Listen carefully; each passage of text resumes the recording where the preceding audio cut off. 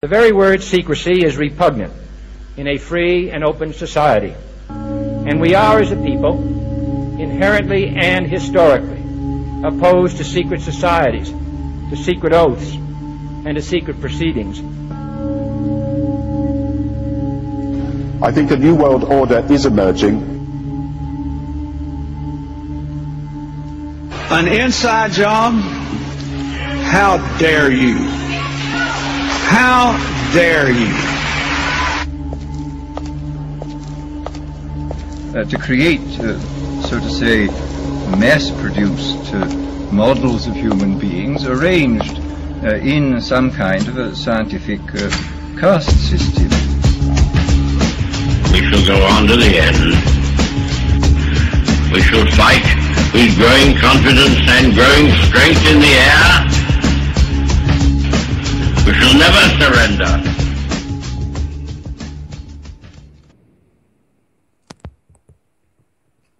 All right then. What's up, everybody? Today is the 4th of April.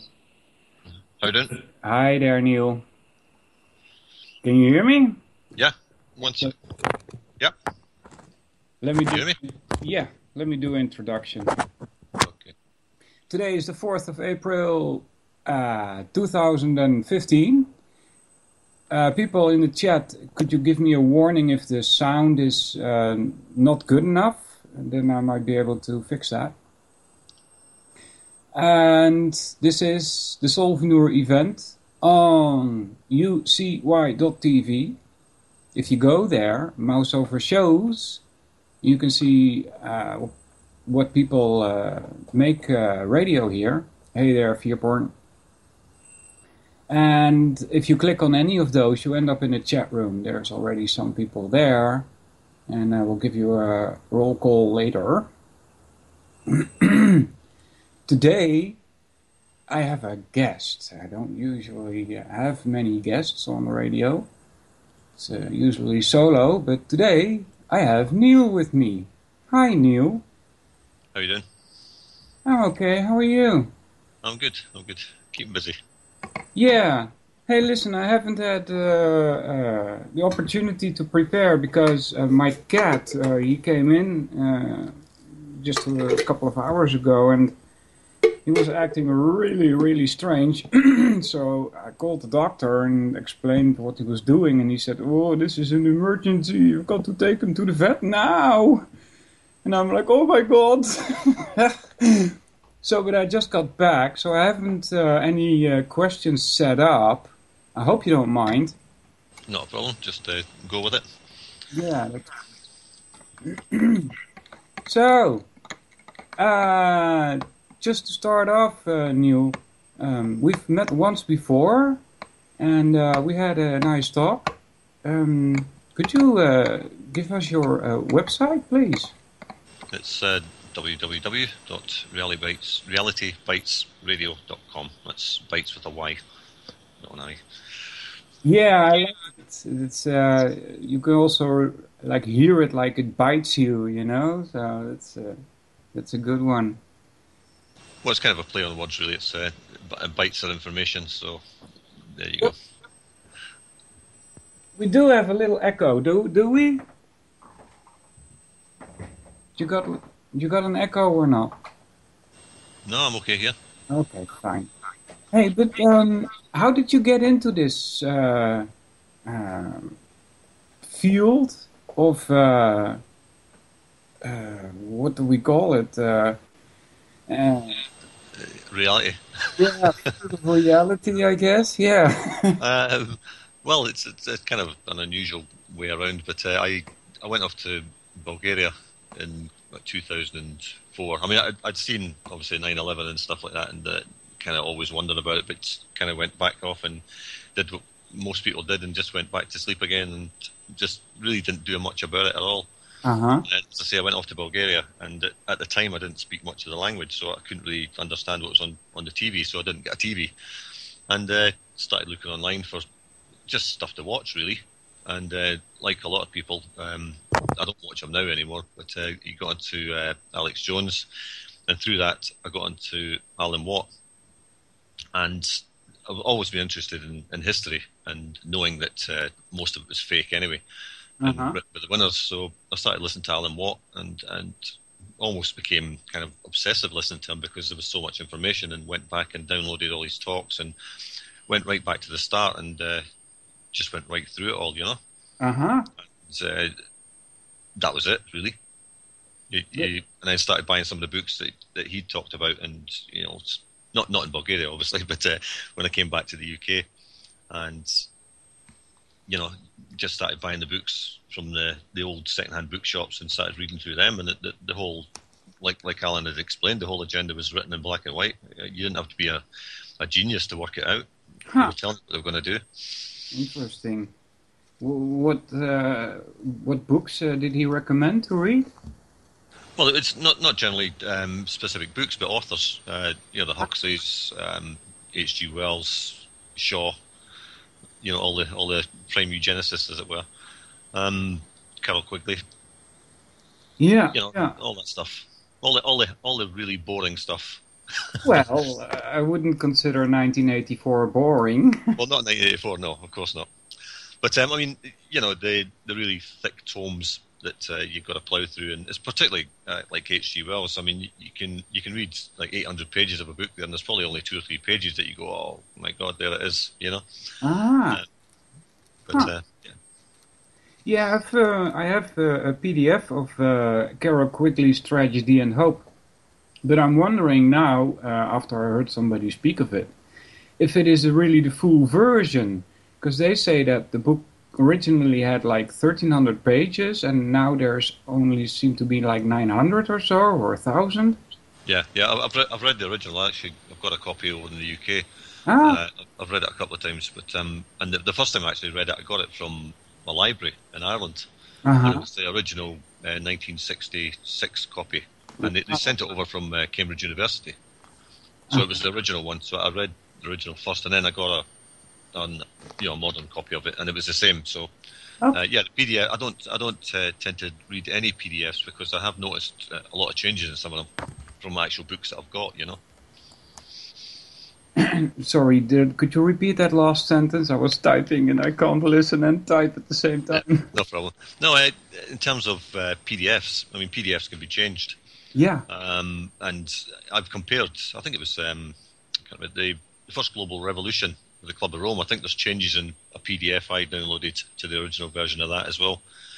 You know, some of the stuff that you would stand back and go, oh my God, you know. Yeah. But they took some of that out. So PDFs, I don't bother with them. I'd rather just get the hard copy. Yeah, so I shouldn't really bother with it then. Well, I wouldn't say don't bother with it. I mean, if that's all you can get, that's all you can get. But you know, maybe look for some other PDF downloads, and maybe the full version's there somewhere. Yeah. So I got into this because of 9/11, what you mentioned, and because I had an education in steel, I knew that what happened there was just like impossible, but it did happen. So I was like, what's going on here? It was like stepping into a cartoon for me. It was really, really strange experience. And I thought I was really naive, and I thought well, the government is going to tell us what happened, right? But then their stories just didn't make any sense at all. And I started doing my own investigation. That's how I got into this field of reality, right? Yeah. Well, yeah, I mean, it is like stepping into some kind of movie. Yeah. You know, it's you kind of open your eyes and you're like Alice in Wonderland type of thing. The whole world's completely different, and it's it's frightening once you realise that you've been lied to all your life, and you've just got to swallow your pride and accept it, that you've been made a fool of. Yeah. You know, and I think that's part of the problem that a lot of people have, that they can't quite admit that they've fallen for this stuff. And until you do that, you're never really going to go forward, you know? Yeah. So somebody in the chat was asking your name, and you typed it already. Neil Foster. Yep. That's correct. Yeah. Yep. My name is Walter Hendricks. I'm better known on the internet as Solvinur, Solvinur. If you typed it into Google, you will see some World of Warcraft stuff popping up, because I like to play games and I use that name just about anywhere. But yeah, I do that because this stuff is so stressing for me that I have to put my mind on something else, so I don't have to think about all of this stuff that I have learned. You know, it's just, it's psychologically, it's a heavy burden, so to speak. Right? Do you have that? Well, yeah. I mean, it's especially at the start when I think everybody jumps on it and tries to look at everything at once, and you can't do it. There's just so many facets to it that I think over time, you know, you come to the conclusion that you can't do everything, and you start picking specific areas that actually, you know, you're more interested in than others, and you know, push a lot of stuff aside and just stick to maybe, I don't know, 3 or 4 different areas that are kind of linked in some way. Well, they're all linked, of course, but you know, more directly, and focus on them rather than try and look at everything, because there's not enough hours in the day, you know, to look at everything. Yeah, and then even my hobbies, I guess you would call them, so to speak, like philosophy, they seem to tie into all of this. So, you know, I can't even practice my hobby and be reminded about the control that has been put on mankind for like ages. So, you know, it goes as far back and further than Plato and Socrates and Aristotle and the bunch. Yeah, and try reading those books. That takes you long enough, you know. Reading every page twice, kind of thing, just to make sure you understand their meaning. And again, there's only so many books you can read. There's only so many videos you can watch, and if you allow it to overwhelm you, it will. And again, going back to when people first wake up, they tend to want to try and absorb as much as possible, and it causes, as you say, psychological. It's like a trauma. Once you get all this stuff, and you know, you go down certain paths and you find out they're dead ends and they were just rubbish, and then you've got to forget all that stuff that you've wasted your time on, and then start on something else that you hope is genuine. You know, and, you know, maybe 9 times out of 10 it's not.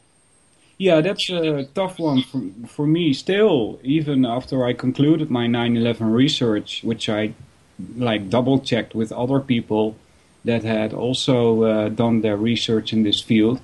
And on most points we could agree. And that was up till 2006 or so, and then even then what happened was there was a split up in the whole 9/11 groups as I knew them.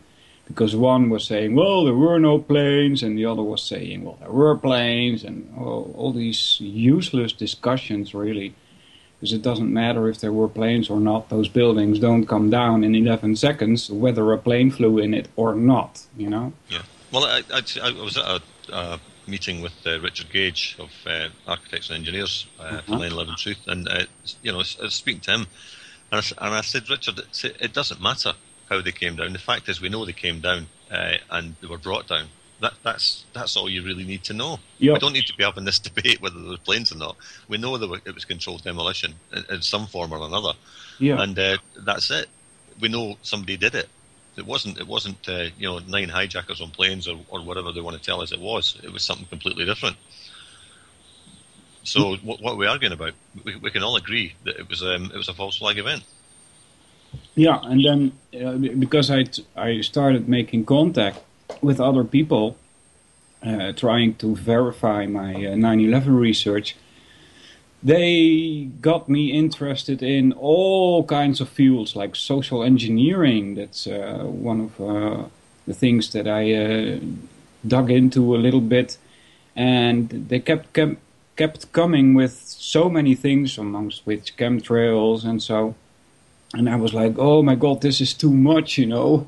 Well, hold it, stop it, you know. This is overwhelming. And yeah, it did have that trauma effect on me also, because at a certain point you start to notice that, wait a minute, they didn't lie about 9/11 only. They were lying about the USS Liberty. They were lying about the causes of wars.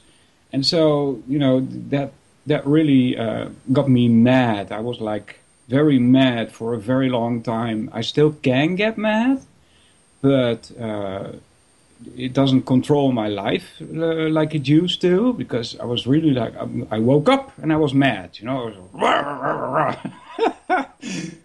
but yeah, I mean, it's kind of the old adage, don't get mad, get even.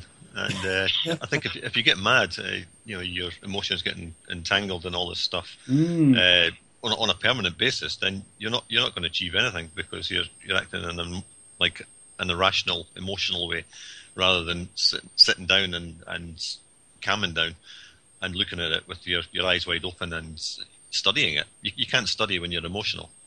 No, that will cloud your reasoning abilities. Yeah, well, you'll just see badness everywhere, and people going about the police officers and stuff killing people, which they do, of course, but you never hear any good policeman stories, and I'm sure they're out there. Mm-hmm. I know of policemen and firemen who jumped into rivers to save people. You never hear those stories. Yeah. Even although they're told that it's against health and safety, because they don't have the proper life jacket or something, so they're just to let somebody drown, But they go against the rules and do it, But you never hear those stories. All you hear about the bad ones to psychologically affect the public's perception of them across the board. They're all bad, That's the perception. But I'm sure they're not. Well, I know they're not.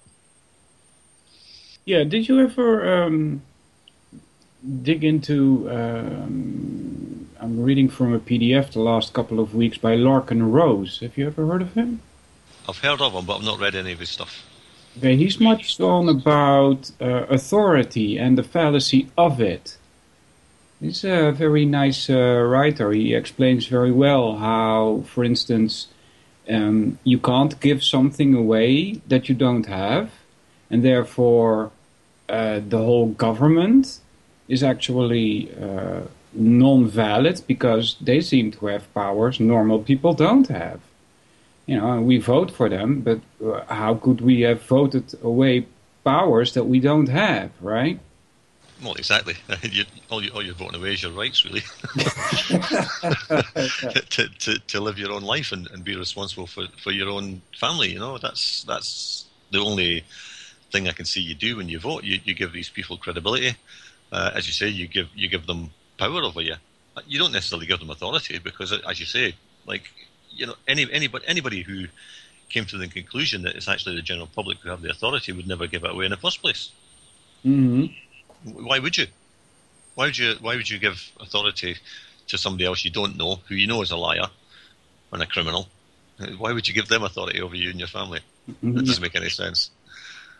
Yeah, I was thinking about this because you mentioned police officers, and I did talk to some of them here in the Netherlands, in my own city, and I also tried to tell them, well, look, who's paying your bills, right? Who's really the master here? If I pay you to do certain things, how come you are the authority? That doesn't make any sense, right? Well, no, exactly. I mean, we had we're going to have a local election here for the town mayor, and a young guy came up the drive and introduced himself, and he said, I stand for this, that, and that, and law and order, And he was going on about he'd been through some course at the police academy, so obviously he wasn't unbiased. And he was saying, we have to support our police officers. I says, well, are you saying that's we have to support them across the board? And he says, oh, absolutely. I says, well, what about the bad ones? He says that you can't support bad police officers. He says you've got good police officers, I'm sure, who actually should be doing their job and arresting the bad police officers. Don't you agree? And his eyes kind of popped out his head and said, okay, I need to go. So, I mean, you can't just come knocking on somebody's door and make sweeping generalizations that all police officers are good, and then when you're questioned on it, run off. So, I mean, that's what we're dealing with. I think there's collective denial by these, even people who are trying to get into politics for the right reasons, if there are such people. I'm not sure there are really. But, they want to say all the right things and make you feel like they're going to, fight your corner. And it's all the same things: education, law and order, blah, blah, blah. We'll put more bread on your table if you just let us carry on at our circus. Yeah, that's why these series like Hill Street Blues and such are really on TV, right? It's to mess with people's perception of what police is, right?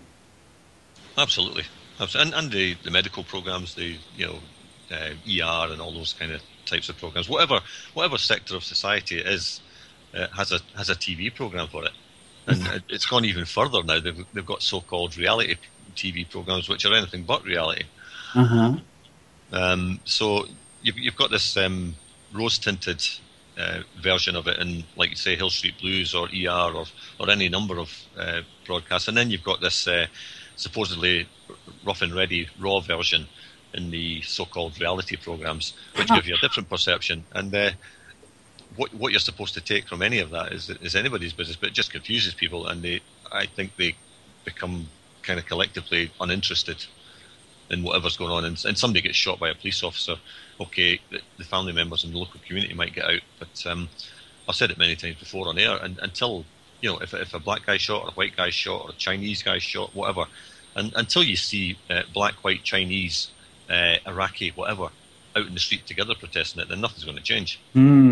There's no point black people just protesting because a black person got shot, or white people just protesting because a white person got shot. It's another human. It's one of your fellow human beings, if you like. Yeah. And everybody should be out in the street.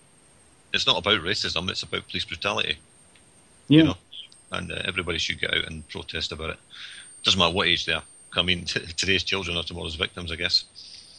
Yeah. You live in the United States? Yeah. Okay, you sound rather British. Well, I'm Scottish. Oh, you're Scottish. Oh, Yeah. right. Yeah. So that's what I'm hearing. Yeah. Can you hear my Dutch accent? Oh, absolutely, yeah. Okay, cool. Yeah, I mentioned problem. Hill Street Blues because that's one of the things that comes to my mind, because I threw out the television like 10 years ago or so, because just out of angriness, well, for one, but two, because there was nothing on. That really interested me. But so now there's reality TV, I guess? Yeah, that's what they call it. Yeah. That's what they call it, huh? Yeah. I mean, they've even got one here. We've got a TV here for the young lad. He's autistic, so he kind of has to watch something. He just freaks out. Uh-huh. So, and I just flicked through the guide the other day just to see what was on, and the British election leaders debate was on C-SPAN, Uh-huh. and I started watching that, and I remember watching these types of things maybe 15, 20 years ago, and the difference between then and now is staggering. These politicians they put up are just pasty-faced puppets. You can almost see the strings.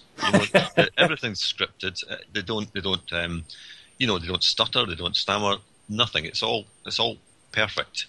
And they're staring straight at the camera. And it's supposed to be a debate. There's a studio audience. There's not a word from the audience whatsoever. Not a murmur. Nothing. And none of these so-called leaders are talking to each other. They're just doing their party political broadcast. Yeah. For the dumb people that are watching it and believe in it. And it's so obvious. It's so obvious. It's a pack of lies. Yeah, because people know politicians lie. People know politicians lie, and yet they still vote for them. It doesn't matter what colour of tie they're wearing. Everybody knows they lie, so why are you voting for liars, Yeah. I mean, I often thought that, a bunch of us should get T-shirts on saying, I'm a liar, vote for me. And just go to the polling booths and just stand outside. I can lie to you as well as these guys. Even better, perhaps. Vote for me. Yeah. At least I'm being honest and telling you I'm a liar. Yeah. Yeah, they are skilled rhetoricians, or what do you call that? What's that word? Being skilled in rhetoric. Rhetoricians. Yeah, rhetoricians. All right. Learned something new again. Yeah, they. That's part of the Trivium, by the way. Did you have a chance to check that out? I didn't. We've been moving house the last 2 months. Yeah, And, that's what I heard. it was a bit of a disaster, but we got here eventually. Is it a nice house? Sorry? Is it a nice new house? Yeah. Well, it's an old house, but it's a new one for us. Uh-huh. It's 95 years old or something. Okay. So, there's some pieces to do to it, but I'm in the basement actually at the moment. It's the only place we can do the radio from. Okay. Nice, good internet connection? It seems so. We had a problem with it at the start, but it seems okay now. So, do you got any neighbors close by, or is it just a lone standing house in the middle of nowhere? I wish it was in the middle of nowhere, but no, we've got neighbours, but they're not too close. Okay, yeah. Well, here I live in flat. I don't know how to say that in English. In Dutch we say flat. An apartment, a flat, yeah. Ah, yeah. I believe Holland's the most densely populated country in the world. Oh, I thought that was some eastern country. I don't remember, Singapore or so, but well. Oh, possibly, yeah. Even, if it were true that here in the Netherlands they say, well, it's very densely populated, well, go to Groningen or go to Friesland or go to Flevoland. You can walk for hours and not meet anybody, Yeah, well, I mean, I didn't say that in terms of being too many people or anything. I just mean the way it's been, set up to make that impression, like everywhere else. And I've driven across Europe many times, back and forward to Bulgaria. And, you hear people saying, oh, there's too many people, there's not enough food. Well, if you drive across Europe, there's plenty of food all over the place, and there's a lot of places not grown any. And the UK in particular, you could drive from one end to the other, and you'd only sporadically see areas where they're actually growing crops. The rest of it would be empty. So to suggest there's not enough food to go around is just complete nonsense. Yeah. There's plenty of land to grow it on, but just people are being paid not to.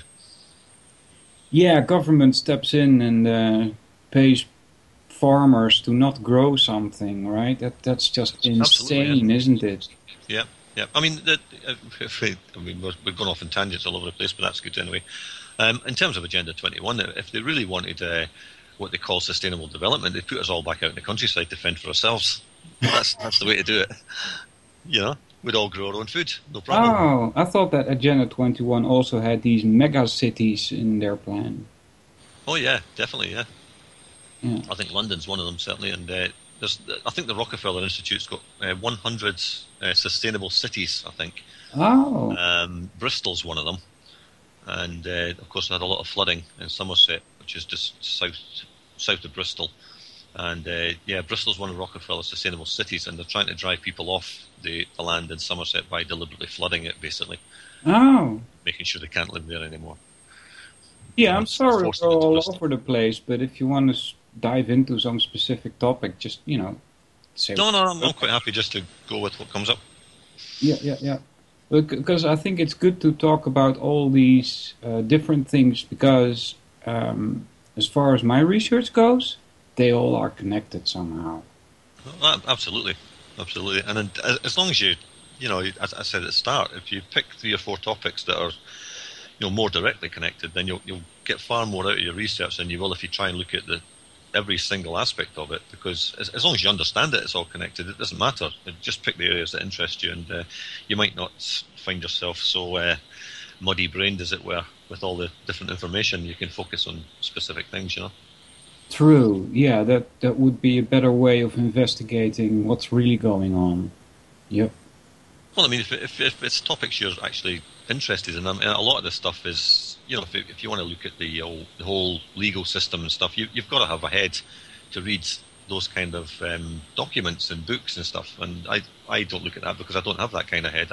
I don't want to read long legal texts and all that kind of stuff, So I know it's part of the problem. Obviously, it's a huge part of the problem is the legal system and the financial system and stuff like that.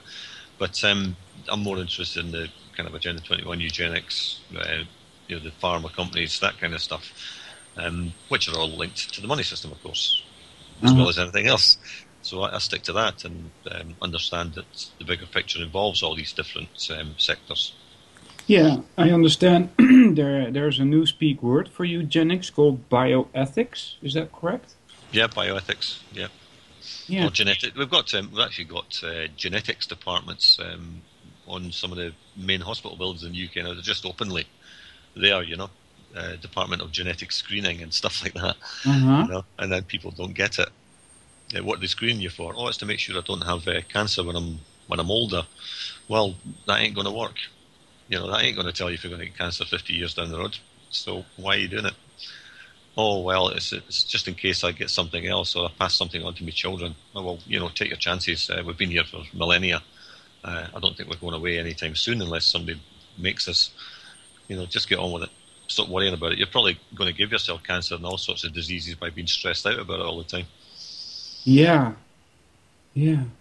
So eugenics was one of the things that people pointed me to when I met these groups for checking my 9/11 research.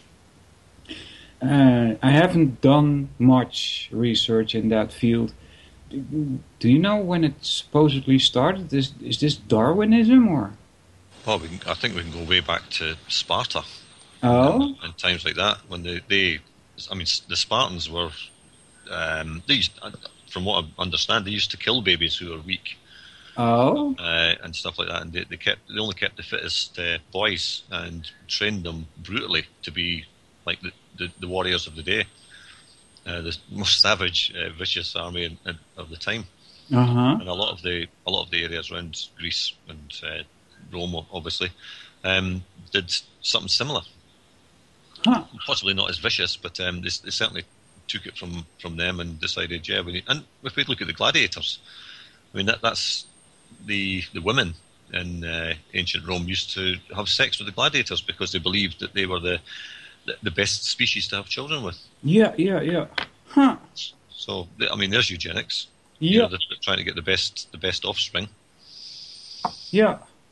The only thing that I could possibly tie it to, I don't know if it's true, but I know from Indian mythologies that the priests would decide which woman would marry with which girl. And they did that according to astrology. So. Yeah, nothing to do with normal human behaviour.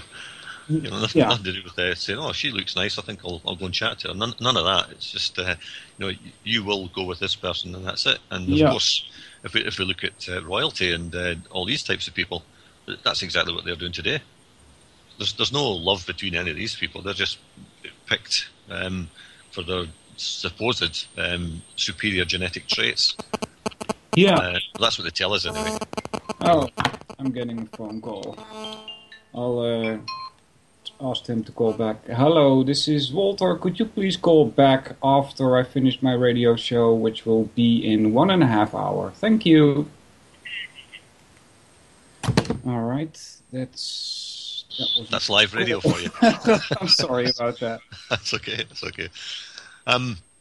Yeah, if we look at the royals and the bankers and all those kind of people who see themselves as somehow superior, that's exactly what they're doing today. They're arranged marriages, without a doubt. And what always amazed me is that they tell us that this leads to better genes and more beautiful people. But if you look at some of these characters like Bertrand Russell and Aldous Huxley, H.G. Wells, and all these people that say this is for the benefit of mankind, they're all very, very ugly people. So if that's the best they can come up with, they're wasting their time because it ain't making them look any better. No, but I don't think they were going for looks. Well, certainly not, and those people, that's for sure. But no, they're certainly trying to develop people just like themselves who are utterly psychotic and psychopathic. Yeah. But again, we can go back to Sparta. They beat the children apparently there to make them vicious warriors to withstand pain and stuff like that. And we carry that through to Pavlov's dogs, and we're the dogs. They'll beat us until we have a response, and that's the way these people treat their children. I don't think many of these people spend an awful lot of time with their children. Their children don't bond to their parents, and they're not normal children in any shape or form, because psychologically they can't be, because they're not allowed to be children. they've been bred for a specific purpose. Yeah. You know, not like, you know, the ordinary man in the street who goes through childhood, goes to the local school, whatever. Sometime in his life, you go, what do you want to do when you grow up? Oh, I want to be a fireman. I want to be this, that, whatever. You know, you have some kind of choice, albeit it may be limited by your mental capacity, your whatever, your physical abilities. But these guys, regardless of what their mental capacity is or their physical abilities are, they're told you're going to do this. They don't have a choice. So, I mean, you know, I know which side of the fence I'd rather be on. Yeah. It reminds me of Brave New World, where you had like the A class, the B class, the C class, and the D class, right? Yeah, the alpha, betas, cetas, and deltas. Yeah. Alphas were at the top, and the deltas were at the bottom. They were doing all the dirty work and stuff. And they were getting their soma to keep them doing it. Yeah, much the same as 1984, where they were giving them the gin. Same thing. Yeah. They got free alcohol to keep them compliant, and cigarettes. That's probably a reason why alcohol is such a popular drug in society, right?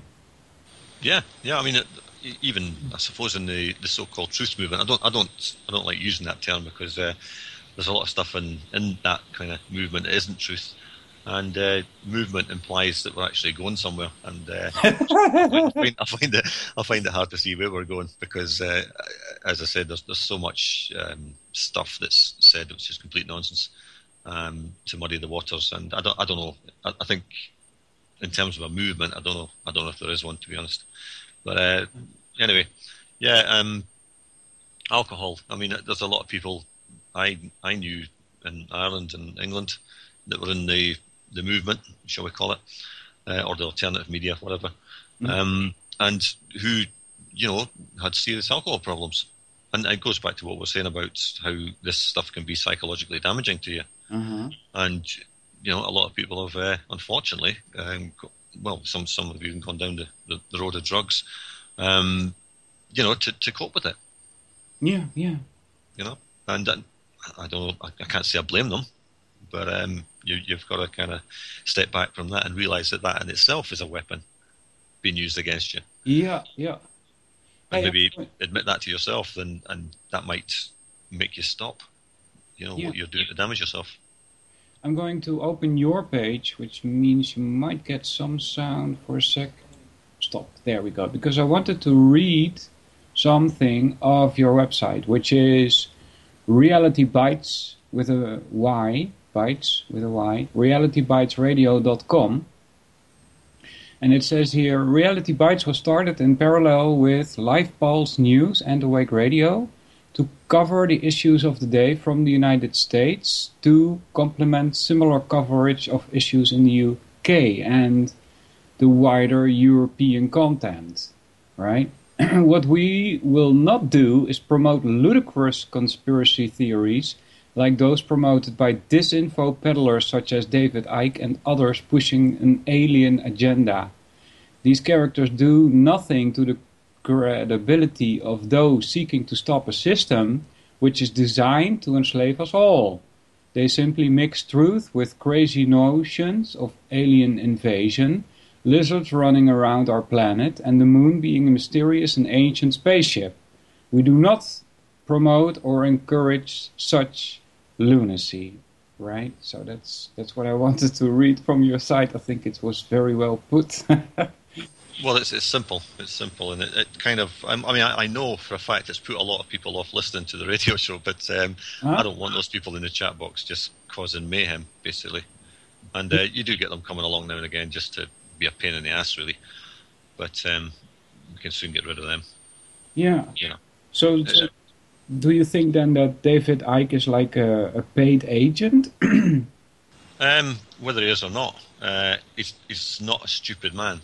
And he must understand the damage he's doing. And if he doesn't, then he is simply stupid. But if he does understand the damage he's doing, then he's certainly not working for us, is he? In my opinion. Others, I mean, many people disagree, and well, so what? I don't care. Yeah, that doesn't matter. You're allowed to disagree. Yeah, that's, by the way, a point I would like to make, because it was in a lecture that I got regarding philosophy. And I'm not sure who is the author of this, but since we mentioned disagree and agree, sometimes you hear the argument from people, well, I guess we have to agree that we disagree, right?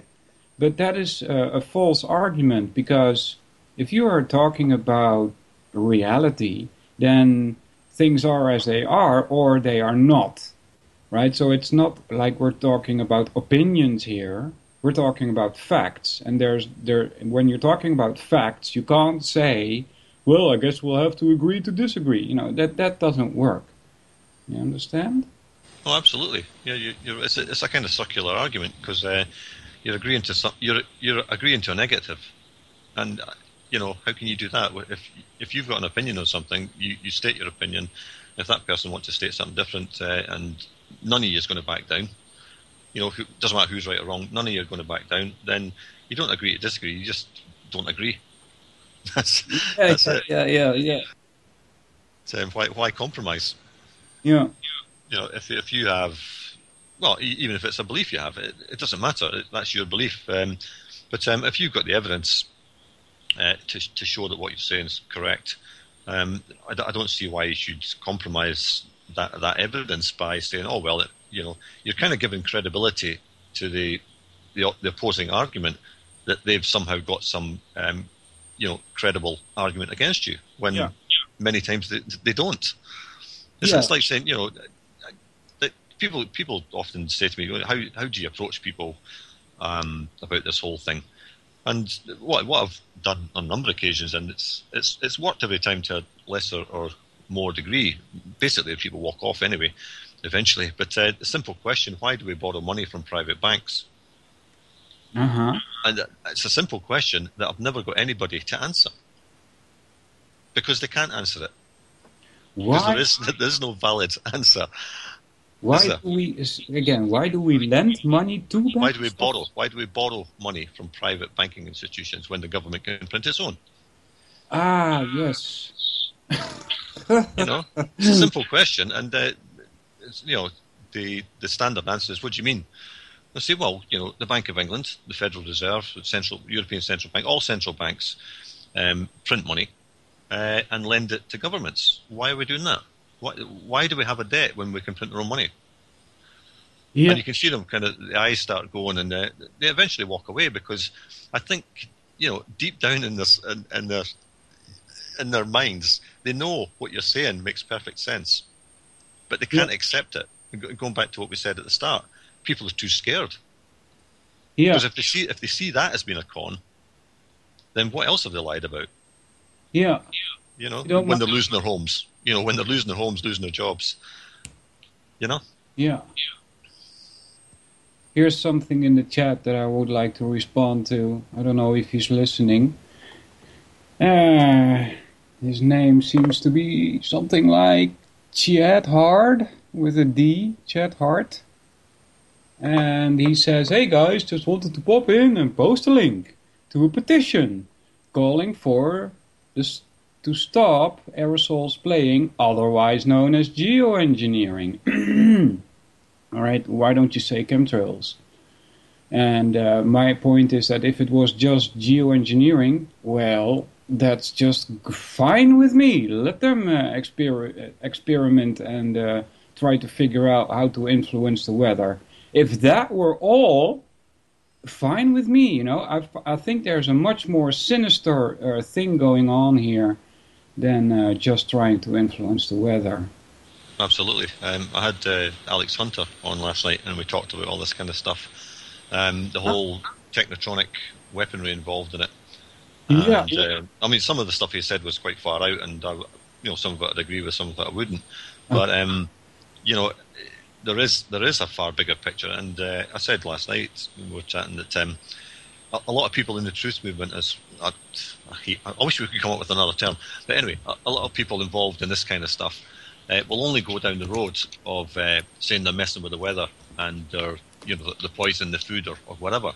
They won't they won't look at the bigger picture where the types of people like Zbigniew Brzezinski said back in the 1970s that they could control whole continents' minds by, using certain waves from technology to affect their behaviour. I mean, that's the bigger picture. Never mind the stuff we can see. We can see the chemtrails. And I've always said to people, it's not the ones above your head you have to worry about. It's the ones that have come down somewhere else that you're breathing in now. The ones up there are going somewhere else, But there's a far bigger agenda to this. It's not just controlling the weather. I mean, that's just ridiculous. Yeah. You mentioned when you start to talk to people and how to approach them, right? You use the example of the banks. Yeah, it's just, just in general conversation, Yeah. People ask you what you do, and you say, oh, well, I'm involved in this, that, and the next thing. And they say, oh, you're a nut job, but you're crazy, you're a conspiracy theorist, So that's the question I always come back with. I'll ask you one simple question. Why does your government, it doesn't matter what government it is, why does your government borrow money from a private bank and pay them interest when it can print its own money? Yeah, is there any other things that you might start a conversation with? Well, I think that's quite a simple one. I think everybody can get their head around that. Well, if you only stop and think. I don't That's get the it, problem. So indeed, when you ask that question, there just comes a big question mark in my mind. So this is.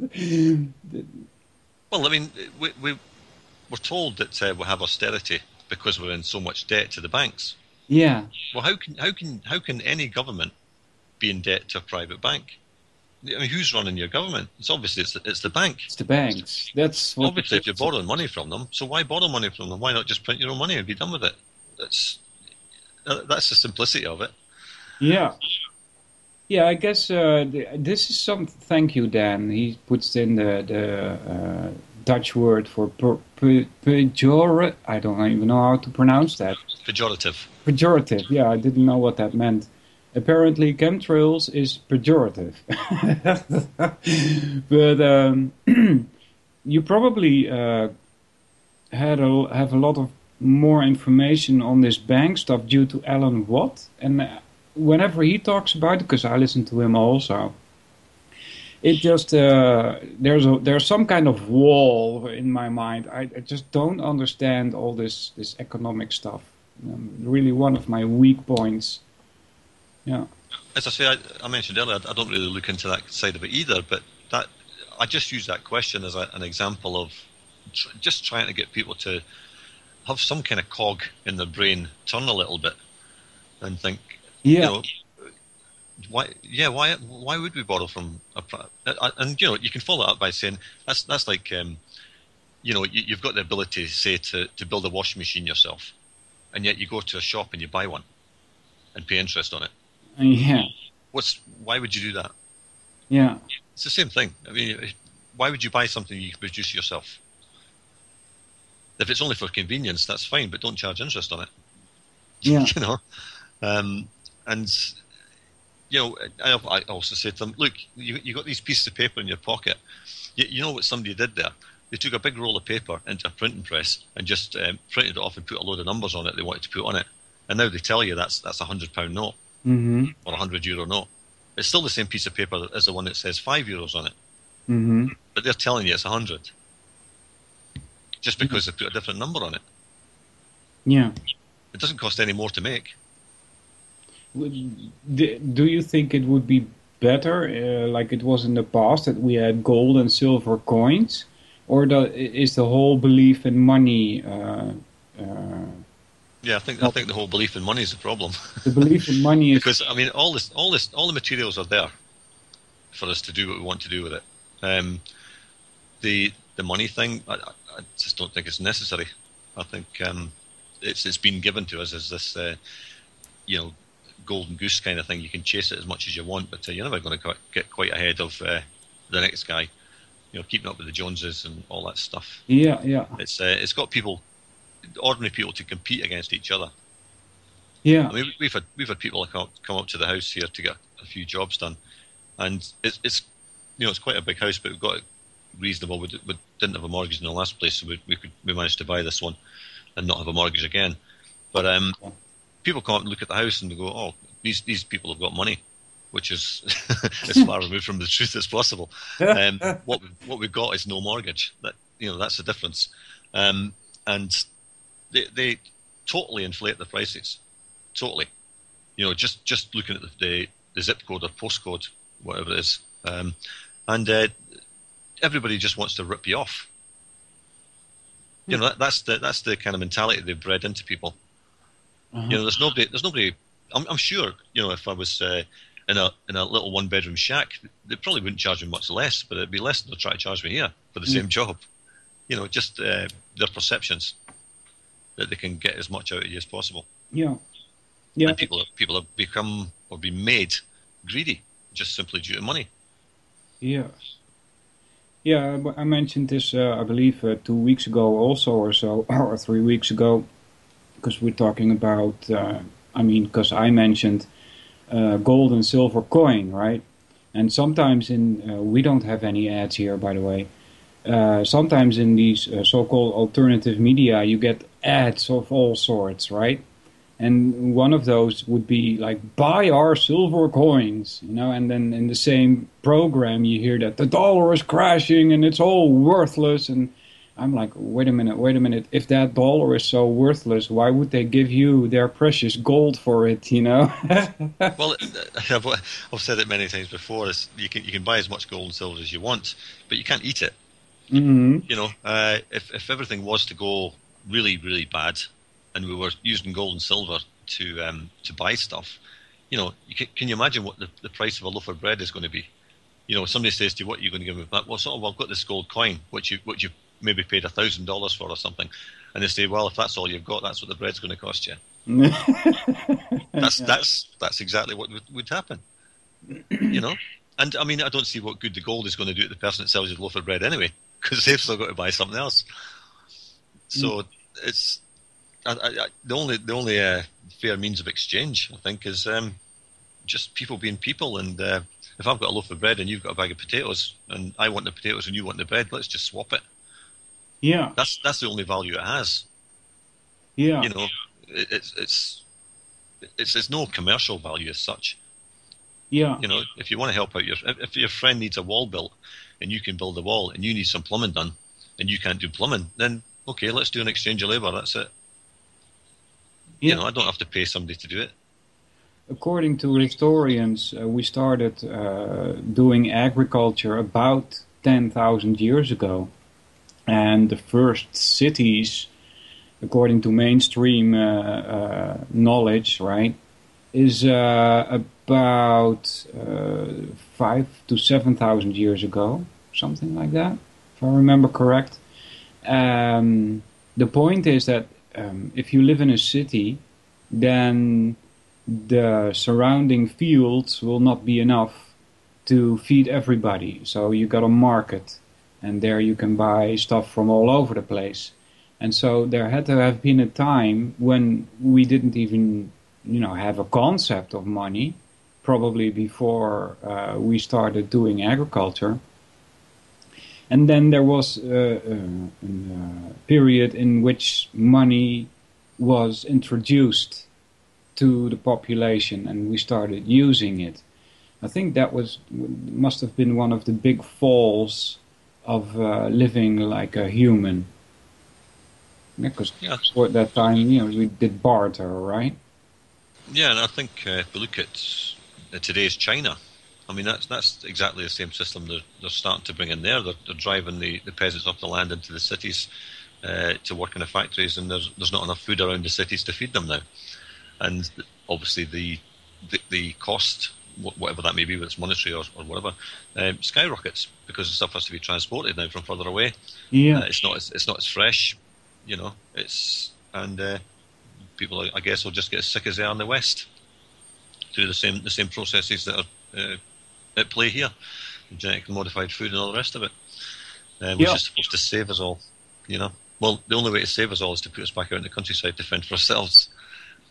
We don't need to come into a city to have internet and all the rest of it. If we didn't have internet tomorrow and we're all out in the countryside, we'd start talking to each other. Mm-hmm. Which would be a far better way of living, really. I don't see. I mean, the benefit of the internet is, obvious in many respects. What we're doing now, for example, having said that, if we didn't have it and we were self-sufficient out in the countryside, bringing up our families, breathing fresh air, eating good food, and living till 100 years old, I think we'd be far happier, to be honest. Yeah, we wouldn't need the internet, right? No, we could, and we would. I think it's the Native American Indians and some of the tribes, or some of the tribes in India still. They work 3 or 4 hours a day because that's all they have to work to bring the food in and take care of the family. And the rest of the time is leisure time. To do what they want. They bring up the children, they play with the children, they educate the children in whatever their system is, and they have a proper family-orientated community. Yeah. And we don't have that. We have nothing like that. We're all enmeshed in this system. We have to, by law, send your children to school and all this stuff unless you choose to homeschool, which again brings about its own problems because you've still got to teach them what they tell you. You have to teach them, to a certain extent. And we've lost control of our own right to bring up our children in the way we want. Yeah. And they're going to turn out, especially if you send them into the state schools, I mean, they're going to turn out more prone to this kind of propaganda than we were in the past because it's getting more sophisticated. Yes. Something reminds me of the fact that they said that, we have to get them into school as soon as possible, like kindergarten, it's called, right? Yeah, 2-year-old, I think. Yeah, and then the parents wouldn't have any chance of planting seeds that would go contrary to what is being taught in school, which is obey authority. Yeah, when I was in the UK, I was doing painting and decorating, and I got a job to paint one of these creches. Uh-huh. And I would start like 6:30 in the morning because that's when they opened. I just wanted to get in early and do it. And there were children getting brought in at that time, 6:30 in the morning, and babies. I mean, I'm talking babies who couldn't stand up into this place, and then they would have a breakfast club, so that the children weren't even getting the breakfast at home. Yeah. They were getting brought in and being fed this stuff that the nursery had bought, which was obviously not the best of stuff, because they were in it for profit, so they were buying the cheap stuff. Yeah. So these supposed care workers or nursery staff were feeding the people's children breakfast, lunch, and in many cases evening meal as well. Yeah. And getting all this indoctrination and all this stuff, and there was TVs everywhere. The children were just kind of parked in front of them, and of course the staff got to choose which channel was on, which programs they got to watch, and they said something one day, and I said, "Well, do you think it's right these kids should be watching television at like 2 and 3 years old?" Mm-hmm. She says, "What do you mean?" And I says, "Well, can't you see it? Can't you see the propaganda? You've got cartoons talking about global warming, and this kind of thing." And I said, "Do you think that's right?"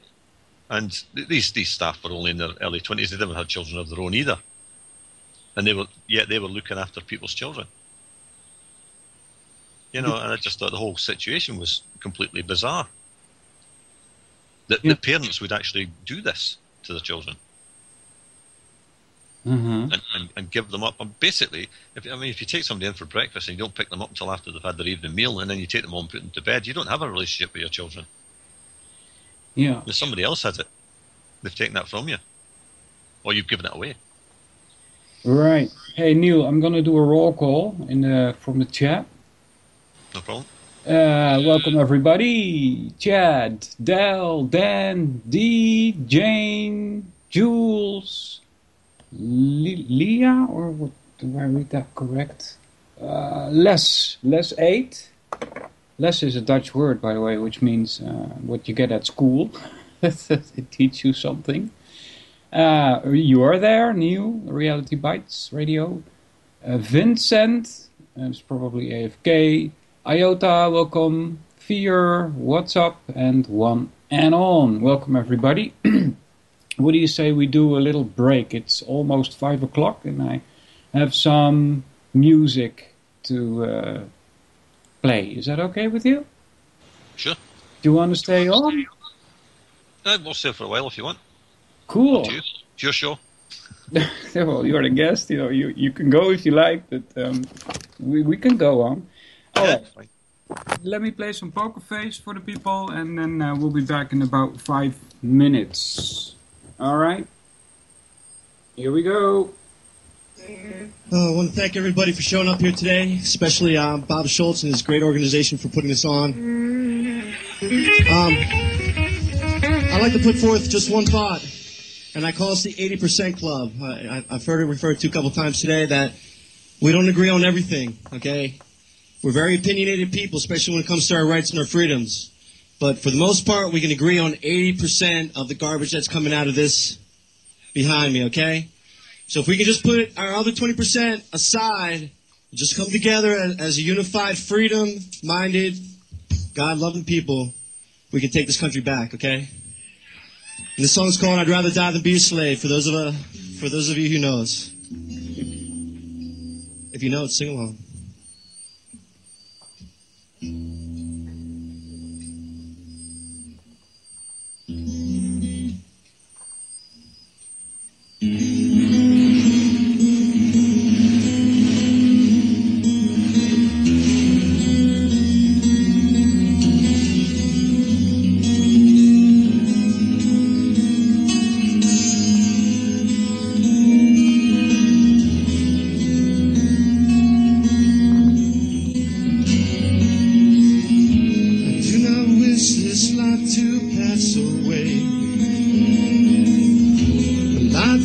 Such possibilities.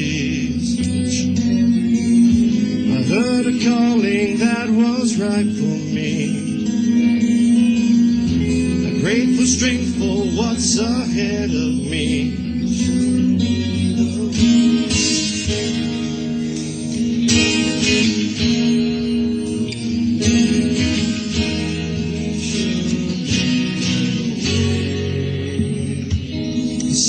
High and put the night away. Who stood before me was my enemy. He's come to take away my liberties. I'd rather die than be a slave to thee. Don't treat me this way. I'd rather die than be your slave. I will survive.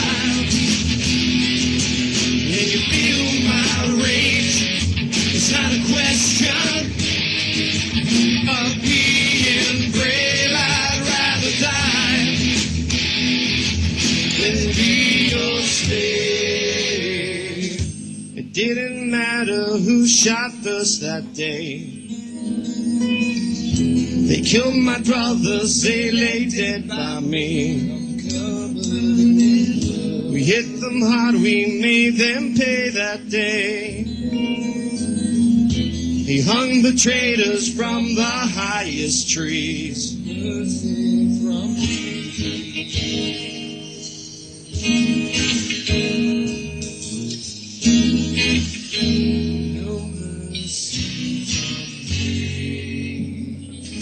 We lost a lot, our pain was heavy.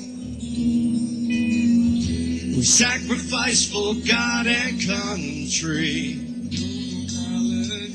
We held the ground that was in front of me. This was the price to pay for liberty. Still you hear me say, I'd rather die than be your slave. I will survive. When you feel my rage, it's not a question of being brave. I'd rather die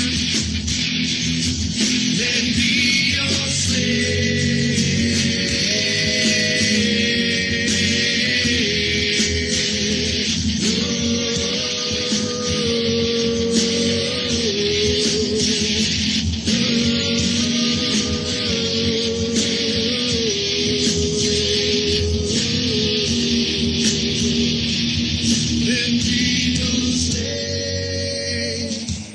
Time has passed, we repeat history.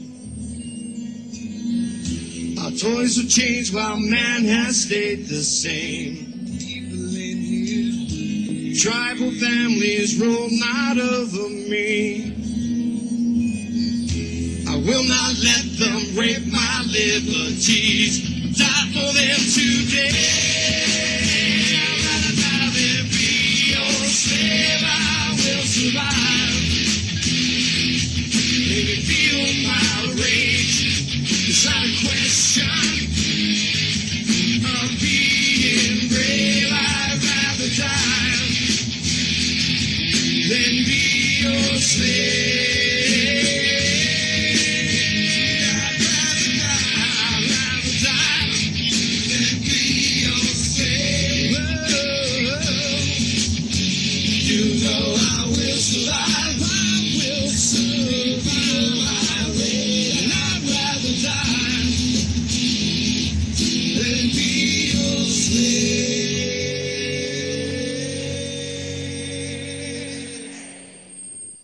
Alright everybody, that was Poker Face. I usually play some Poker Face at the top of the hour, not always, but this time I did. It gave me a chance to grab a cup of coffee. And welcome back everybody, this is UCY.tv with the Solvinur Event. Neil, are you still there? Yep. But welcome back. Pleasure. So, let me fix this for a second. Blah, blah. Yay. There we go. So what, your website, Neil, what's it again? It's RealityBytesRadio.com. RealityBytesRadio.com, bytes with a Y. Yeah. What kind of guests do you have on, usually? Well, I can tell you who's coming up next week or so. Yeah, please.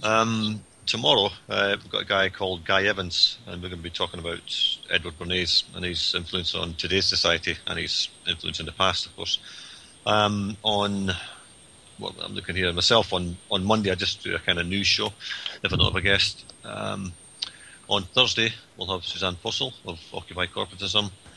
On Friday, we'll have Aaron Franz, the maker of Age of Transitions. And on the following Thursday, we'll have Alan Watt, who's on once a month. I'm waiting to hear back, actually, from Brandon Turbeville, who's a host on UCY. Mm-hmm. He comes on regularly, but with the house move and stuff, we've kind of been off air a little bit. But he's possibly going to come on tomorrow morning. I don't know if we'll do that live or just do a pre-record for later, but yeah, Brandon's on regularly. Also, Thomas Sheridan we have on every Wednesday. Cool. With his kind of unique insight and things, which You got sometimes is a him bit off the wall. But so yeah, that's nice. Yeah, I try to mix it up a bit and get as many different subjects on as we can. Brandon Turbeville has been said that he's the best host of UCY.tv, and I think I'll agree to that. And, you know, he's very well researched. And yeah, I think in one of our discussions, I'd mentioned to him that, we should be phoning up local radio stations and stuff like that because they're very easy to get on. I've done it myself many times in Ireland and England. And you could use some of his work as evidence of what you're calling in about because, the facts are all there. Mm-hmm. From even mainstream sources. And if you can use mainstream sources, then they can't argue with it. If they want to tell you that the mainstream is telling you the truth, well, here you go then. Yeah. Use that. Yeah, I always like to use those sources, even though, I don't trust them. But since most of the people do, I guess it's a good source, right? Well, absolutely, yeah. I mean, if the general public believe in the mainstream media, then you use the mainstream media to prove your point. You use whoever it may be, whether it's a politician or whatever, you use their words against them. Yeah. So when people start talking, for example, about, we need more security cameras, blah, blah, blah, and, politicians won't have them in their neck of the woods, and you say, well, if you've nothing to fear, you've nothing to hide. Because that's what they tell us. Why are you worried about these cameras? Why are you worried about microphones? Why are you worried about that? If you've nothing to hide, you've nothing to fear, Well, the same applies to you, mate. Mm. It's like anybody in the so-called green movement, who goes on about overpopulation. Well, you go first. Show me the courage have the courage of convictions and go and commit suicide, and then I'll think about it, because I'll realise you're serious then. You know? Yeah. Don't tell me I've got to go. Yeah. You know, I'll make my own mind up. You also mentioned age transitions. Did I hear that correct? Yeah, Aaron Franz, who made the documentary Age of Transitions. Age of Transitions. Yeah. Did you see that documentary? Yeah, I've seen it a few times, yeah. What's it about? It's about transhumanism, eugenics. Ah. Yeah, it's quite an old one now. I think it might be, I don't know, maybe 7, 8 years old. I don't know. Quite old. He also wrote a book called Revolution, which he kindly sent me a copy of. And we had a discussion on that, and he's coming back on again in the 13th of April, or 10th of April, sorry, next Friday. And that documentary's been well received, you know, from alternative media sources. I've never had anybody really have anything bad to say about it. Huh. And I know Alan Watt has a lot of respect for the guy as well. I'm actually trying to set up a talk between Alan Watt and Aaron Franz, so that should be a good one as well. Yeah. So that's about... It's well worth watching. It's well worth watching. Yeah, it's about transhumanism. That's the end of the human race, I would... Yeah, I mean, it goes into eugenics and obviously the merging of man and machine, but also the religious background of it as well. Oh. You know, so I'll try and get the link here. Yeah. And actually, Aaron's been talking about the rise of neo-fascism in the truth movement lately, along with a few other people, which is quite interesting as well, and trying to distance ourselves from those kind of people who are, you know, jumping on this whole immigration thing as if it's the fault of the people that come here, you know, or to Britain or Holland. It's not their fault. It's the people who made the policy still allow it to happen. You know, point the finger at the right people. Don't point at people who are simply trying to get a better life. You know, and I had this in Ireland of all places. This kind of racist kind of stuff. Oh, there's too many, you know, Pakistanis coming over here or whatever. Yeah. And I would say to them, hold on a minute. Anywhere in the world you go, there's an Irish bar. You guys went all over the world for exactly the same reasons as these people are coming here. So you're hypocrites of the highest order, you know. And I wasn't very popular for saying that because I was classed as a Brit and all that stuff and all the connotations of that in Ireland, you know. But that's a fact. The Irish went all over the world. You know, I mean, if they want to use use the words against them, the terminology. You went over there to take their jobs. You know, that's exactly what they did. They were the cheap labour of their day. And they went over and built the roads in London and, you know, a lot of the infrastructure in the UK at the cost of the native people. Yeah.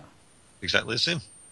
So when you say neo-fascism, we should think about 1940, 45? Yeah. Huh. Yeah, people are going towards that kind of mindless argument. You know, we've got to get rid of all these people, blah, blah, blah. You know, let's start putting marks on their doors and routing them out, kind of thing. But they're the problem. You know, they're the problem. Well, no, they're not the problem. This sounds like a problem creation, right? Yeah. Problem reaction solution thing, isn't it? The Hegelian thing.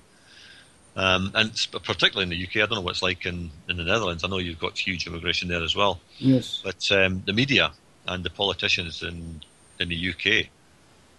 In particular, I think it's possibly worse there than anywhere, are really race baiting both sides and trying to get something going, something serious, you know.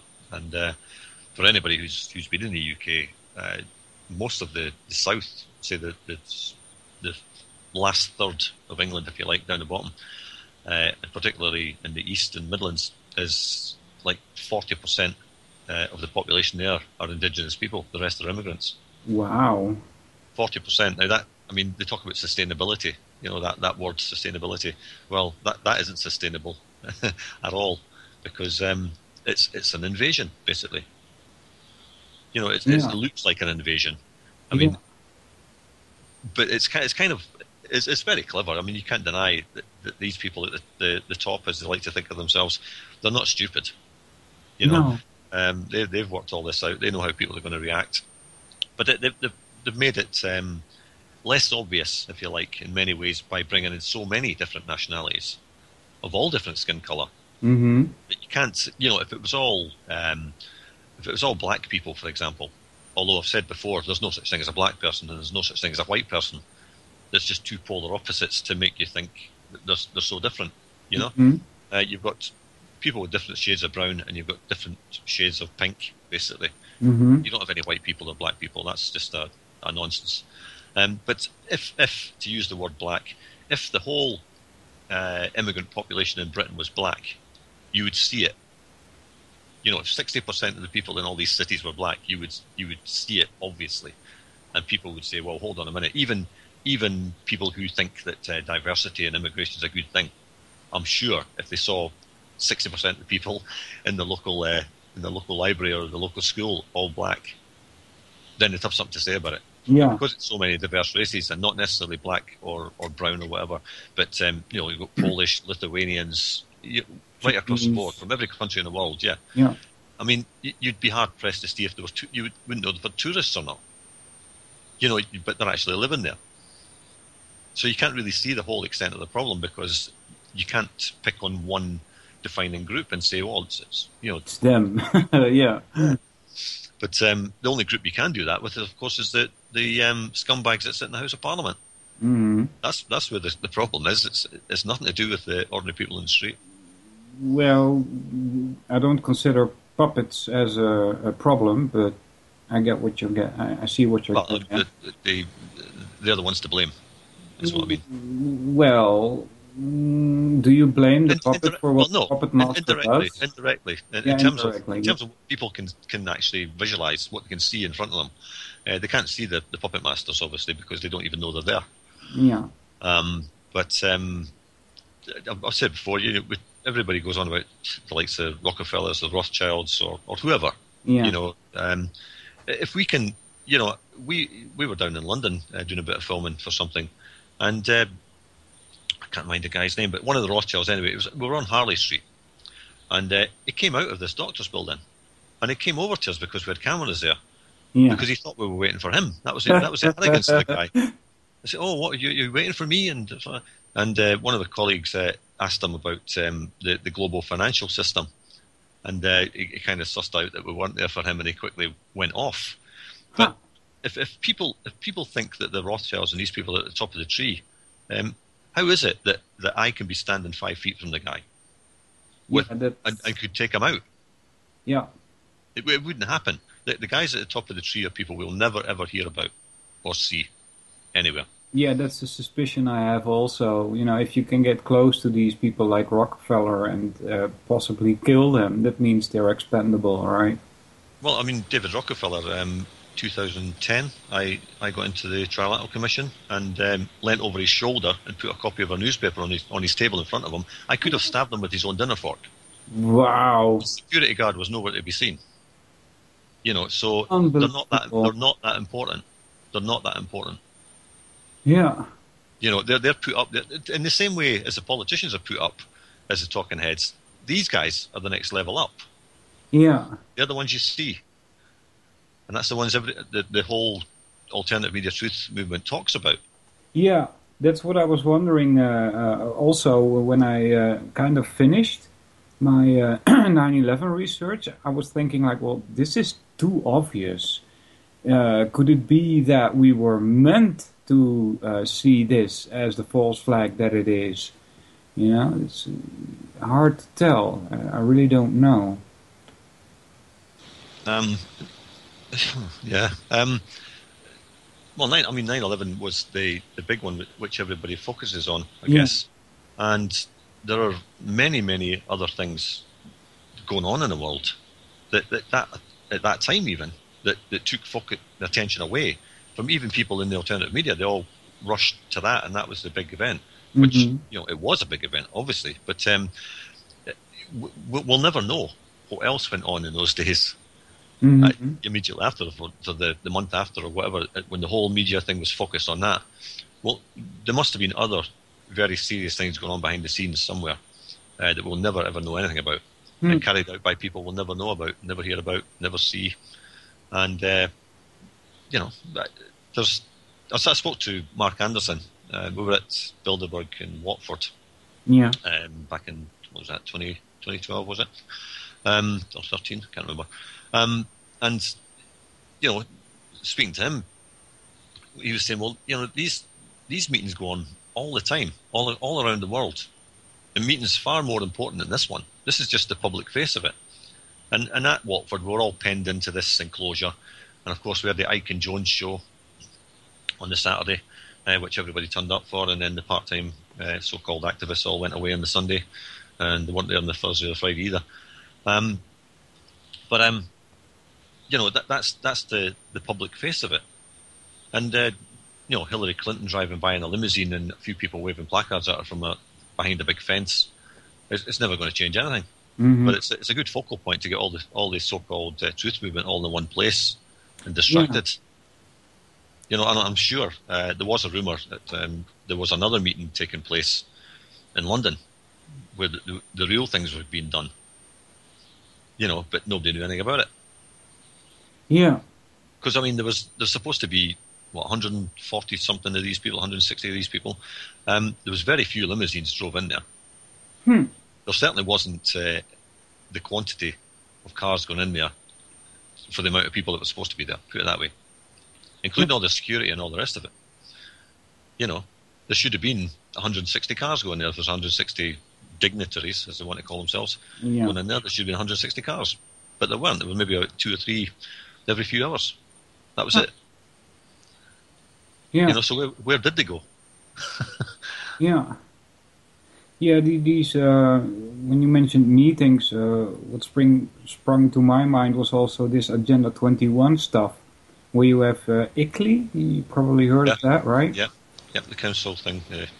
Yeah. They don't even hide it anymore. If you look at some of the websites of local councils, I'm sure it's the same in Holland, a lot of them have actually got an Agenda 21 page. Yeah. No, they're not hiding it anymore. Yeah, and then it seems like these people that have these like local meetings, right? They're really unaware of the real role they are playing. Then is my guess, right? No, yeah, they're compartmentalized. Yeah, of course. Yeah. And they all think they're doing the right thing. Yeah. You know. Compartmentalized. Yeah, that's one of the arguments one could use if they say, well, this is just a conspiracy too big, you know, there would be too many people that would know about it, right? Well, you just have to make ordinary people who are good-hearted and believe that you know, something needs to be done about the climate, or not the climate, sorry, the environment, or whatever it may be, you know, whatever it may be. To believe they're actually doing the right thing, and they'll go along with it, not knowing that there's a far bigger picture and the people next door are doing another part of it. And down the line somewhere, it's going to lead to complete horror for them. But obviously, if they knew that, they wouldn't do it, would they? Yeah. They wouldn't do what they're doing. But so that's kind of suggests that compartmentalization is going on. Yeah. And these people are unaware that they're basically setting up a system that's just going to murder their children. Yeah, I did send an email here in the Netherlands to the Dutch department, I guess, of Agenda 21. And I asked if there was any legal enforcement for the Dutch government to follow the rules of Agenda 21. And the guy wrote back, well, unfortunately, you know, they are not obliged to hold themselves by the rules that are set forth by Agenda 21. And I was like, okay, that's a good sign, right? But he thought that was, too bad, you know, that they're not forced to go forth with this Agenda 21. Yeah, they're not forced, but they do it anyway.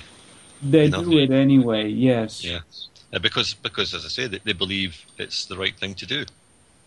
Yeah. They don't understand why it's the right thing to do in any kind of great depth. They don't think it through. They think, oh, this is going to save a few squirrels down in the park. Great. Who could argue with that? Yeah. You know, but it actually means that the people living down there can't use the park anymore. You know, it's going to save the squirrels. Never mind that the children have nowhere to play now. You know, we've got to save a few squirrels, as if the squirrels can't go somewhere else. You know. And I've heard this argument with birds, you know. Oh, there's these birds go to this particular island. We've got to stop people going there. I say, well, you know, can birds fly? And they go, of course they can fly. I say, well, they'll fly somewhere else if people go there. Yeah. It's quite, you know, it's not rocket science, is it? I mean, they've survived this long. You know, they'll find somewhere else to eat. You know, Yeah. or whatever. But They do. We in Netherlands, when I was like 10 or so, right? We used to have what they call huismus. It's a very small bird, and they would live under the little bit of protected area that most of the houses used to have at the top of the roof, and they would, you know, kind of gather beneath this thing that was sticking out over the houses, and they would build their nests there. And you could see literally thousands of these small brown birds flying around. Those buildings, there's not much of around of them anymore, and so these birds started quote unquote disappearing, right? But you know, they didn't die or anything. They're even coming back nowadays into the city. But yeah, if the environment changes, the birds will just fly somewhere else. You know? yeah, here's a little story about birds. My girlfriend's reading Old Tales of Florida, and these are stories written by people that came over and explored the jungles and stuff. You know, at that time, the 19th century, and the early 20th century. And one of the stories was a place called Pelican Island, and there were all these pelicans there. Yeah. And there was guys out there hunting them for their feathers and stuff. Uh-huh. And they decided that, okay, we'll need to do something about this, and stop, or they're going to drive them away. So they took a court case and made the pelicans a ward of the government, okay, so that nobody could hunt them anymore. And the government put up a big sign, basically saying that the pelicans on this island are wards of the government, and the pelicans left. And it wasn't until they took the sign down that the pelicans came back. So, I mean, are pelicans really that smart? When the government says they're here to help, it's time to get out. So they were still wards of the government, of course, but they took the sign down telling them. But and they came back, which I thought was quite funny. Yeah. But, there you go. But yeah, I mean, these guys who get involved in Agenda 21 at the bottom level, they'll just fill in the paperwork and sending out these little missives, if you like, to we've got to have so many recycling bins and all this stuff. Nobody ever asked them how much plastic it takes to make all these things, and where that comes from. But it's just nonsense, most of it. I mean, if you could sit these people down away from the people that are telling them all this garbage and say, do you really believe that sitting in your kitchen using water that you pay for to wash out tin cans to give back to people to sell you again is a good idea? You give them it for nothing, and it's your labour that's actually washing it out and putting it in a container for them to take away and use again. Mm-hmm. I mean, the whole recycling thing, it's like a mafia. I don't know if you've got them over in the Netherlands. There's recycling centres all over the UK. Yeah. And they're like prisons. You go in and there's barbed wire all around them. There's cameras everywhere, spotlights. As soon as you take something out of your vehicle, they own it. Yeah. And you cannot take anything out of there to recycle it yourself. So there is no recycling. You should be able to go into a recycling centre and say, "Oh, I've my vacuum cleaner's broken. There's a hose there, that'll fix it." You should be able to go and take that. That's recycling. Yeah. But you're not, because it has to go to this private company that's going to make money on it. Yeah. So the whole thing's a racket. That's what it looks like. We have this kind of like the same here in the Netherlands. There's this depot here further away a little, where you can drop all of your stuff that you don't need anymore. And you're not allowed to take anything from there, not even a piece of glass, right? And also they've been implementing passes. Now you have to have a pass in your pocket, otherwise you can't even get rid of your garbage. You have to put that on the garbage bin, and then the garbage bin says beep, and you can open the lid, and then you can drop your stuff, and the lid goes closed again. But it's registered to your name, right? So now you can check how much garbage you make, and probably in the future, if you make too much garbage, they're gonna have a visit at your house, Yeah. Well, when I lived in Edinburgh, quite a few years back now, I was in a cafe, and the lady there was telling me about the bin inspectors, the garbage inspectors that come round, and they just fined her £50 for having the wrong thing in the wrong bin. Instead of knocking on the door and saying, "Excuse me, you put the wrong thing in the wrong bin," and she could have taken it out and put it in the right bin. No, they fined her £50 on the spot. Unbelievable. I mean, again, the people who take those jobs, I don't think anybody taking that kind of job can think that's a good idea. But these people take these jobs. I mean, they must be really dumb. I'm sorry, but they must be dumb. Really, really stupid to think that that is a job worth doing. Unconscious, I would say. Yeah. Yeah. Well, it's like parking wardens, isn't it? I mean, same thing. It was perfectly safe to park on a road last week, but now they put yellow lines on it and parking meters, and now it's not. But just to make money. There's nothing to do with safety. Yeah. I said it. I mean, I notice it even more here in the States. But if people are really concerned, I know we're getting off on tangents again, but if people were really interested in road safety, there'd be no billboards at the side of the road.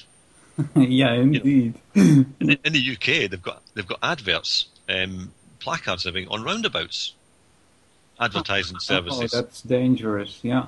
Absolutely, and it's funny, the ones here, they're huge, the placards, and most of them are for injury attorneys.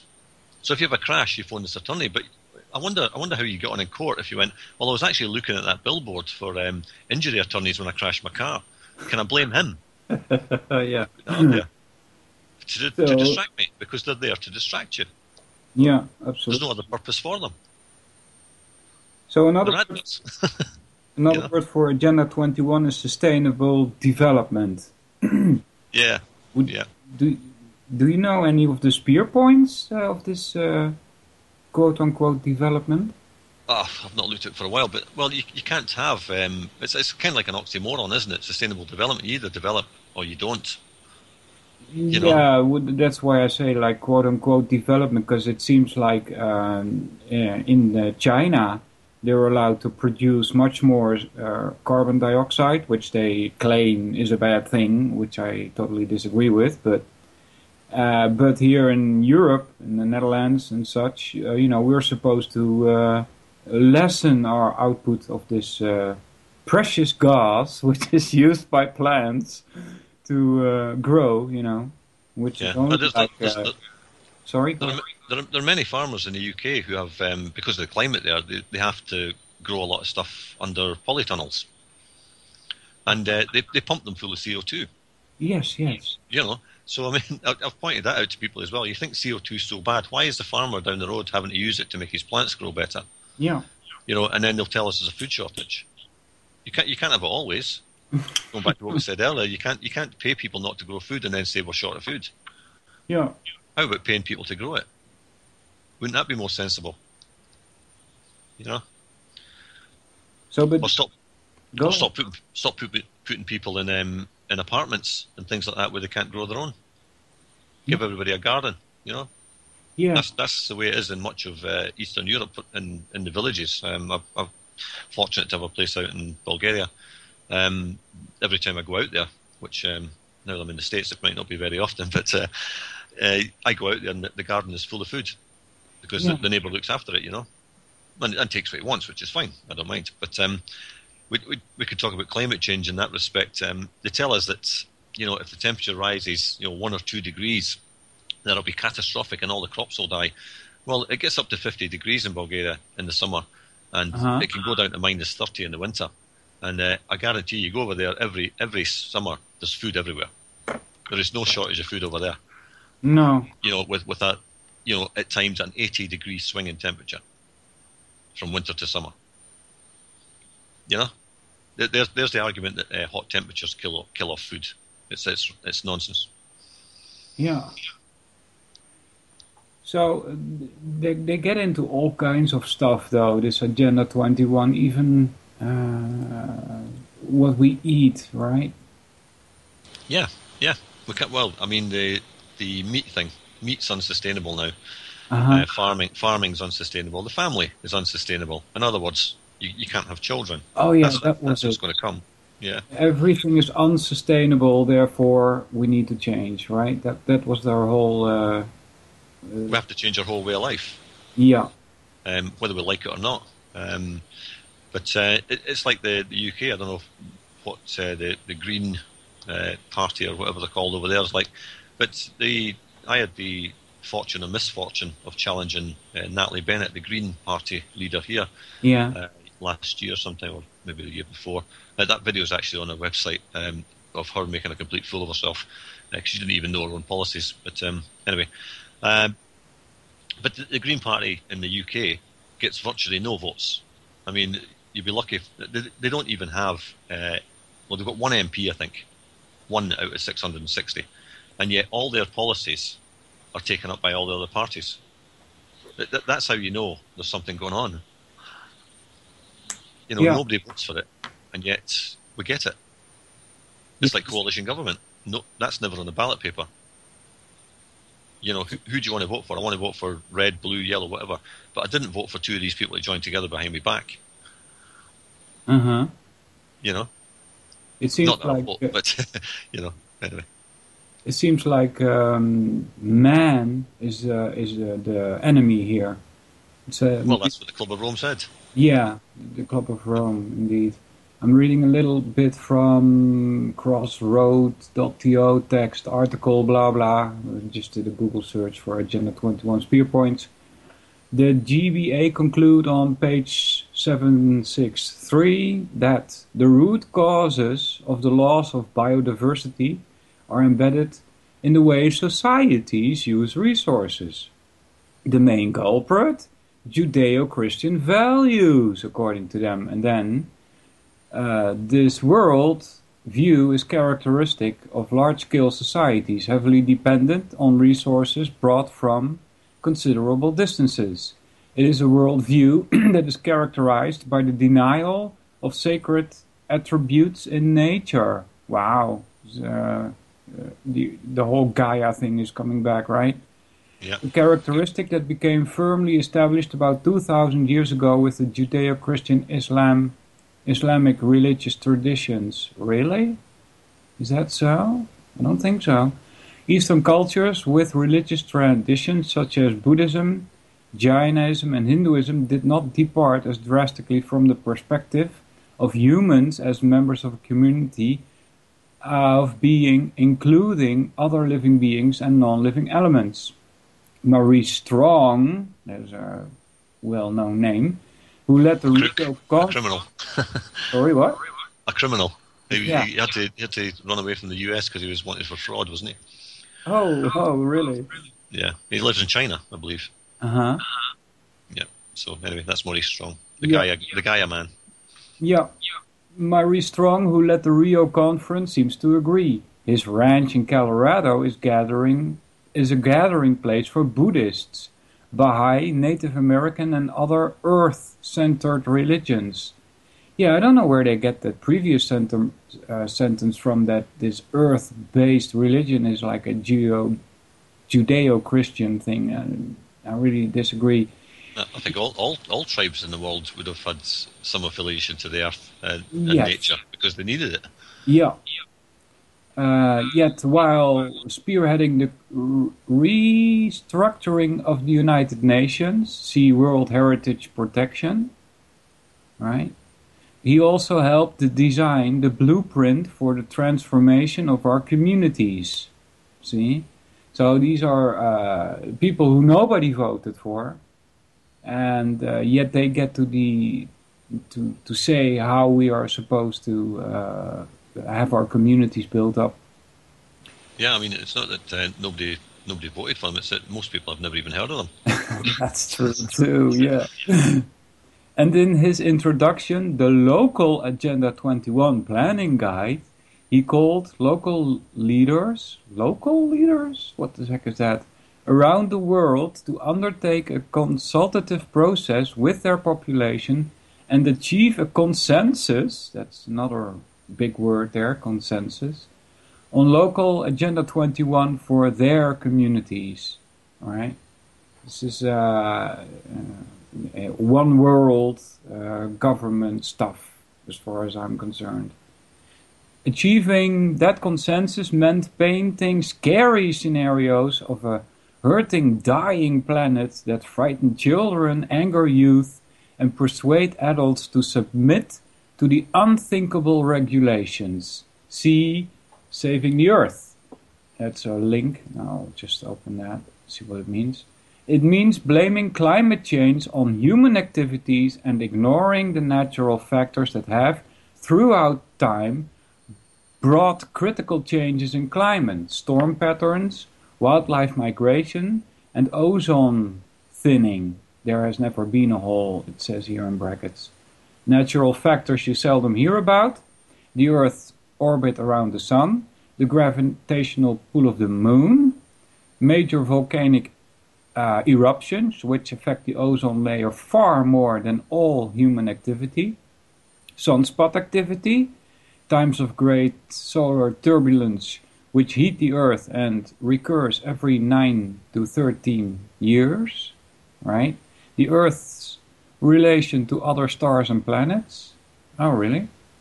Storm tracks, the Earth's magnetic field, the annual decrease of stratospheric ozone each southern winter, that would be our summer, when the sun's seasonal absence prevents ultraviolet rays from interacting with oxygen and producing ozone.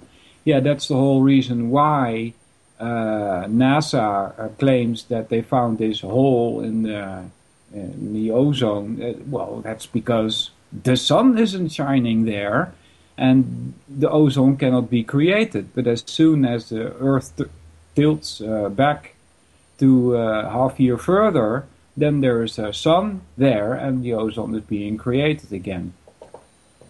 So this seems to be a site that I got that is rather negative over this whole Agenda 21 thing. That's good, right? Yeah, absolutely, absolutely. I mean, the word agenda itself is should tell you enough. I mean, they're supposed to have, they're supposed to. You mentioned consultation with the public. I don't ever remember that happening. Nope. When they set up the Rio summits and all the rest of it and decided they were going to fleece us all with carbon taxes and all the rest of it, I don't remember ever being consulted on that. Yeah. And to suggest that consensus exists. I mean, a census is something they use to data mine the population, and a con is a con. Mm-hmm. So there's your consensus. Con the people, basically. But a consensus, again, it's the whole climate change rubbish, isn't it? There's a consensus among scientists that this is fact. Well, that's not science, though, is it? Yeah. A consensus. That's like we talked about earlier. You can agree to disagree. Yeah. It doesn't make any sense. There's no scientific basis to it whatsoever. And if that's the best thing to come up with, then people are really stupid to believe in it. Yeah, this is the part, I opened that other link, Saving the Earth, also from crossroads.to. They have this passage from, I don't know what the book is called again, by Club of Rome. Insert, and this is after they give a whole series of things that are supposed to be going wrong. And then it says, in searching for a new enemy to unite us, we came up with the idea that pollution, the threat of global warming, and this is in 1972, right, when they were trying to tell us, around the 70s, when they were trying to tell us that it's an ice age coming. Yeah. The threat of global warming, water shortages, famine, and the like would fit the bill. The enemy that they see there, that's us, all of the humans. Yeah. Well, again, you mentioned earlier about PDFs. Yeah. I remember I have a copy of that book at home, well, at home back in the UK, and I downloaded the PDF, and you go through the PDF, and you come across all these blank pages. Oh. Intermittently, with that kind of stuff taken out. You know, so there you go with PDFs.